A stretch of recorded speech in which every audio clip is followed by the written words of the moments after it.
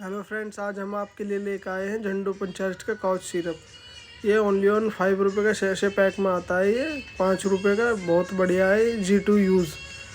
बहुत बार ऐसा होता है आदमी बोतल कैरी नहीं कर पाता, आप टूरिस्ट कहीं जाते हैं तो ये आयुर्वेदिक का कप सिरप है। इसे आप कप और ड्राई दोनों तरह की खांसियों में यूज़ करते हैं और ये 100% आयुर्वेदिक है। ये इस कंपनी का दावा है। इसमें जो इसके इंग्रेडिएंट है, लौंग, अदरक, इलायची, सब चीज़ आयुर्वेदिक है। उसे देखते हैं हम इसे पानी कैसे यूज़ करते हैं। इसे हम पानी में मिला के 1 कप हम गर्म पानी लेंगे और उसमें उसे बॉईल करके हम यूज़ करेंगे इसे। अब देखते हैं, इसमें 1 चम्मच से ज़्यादा सिरप निकलता है, आई थिंक सो।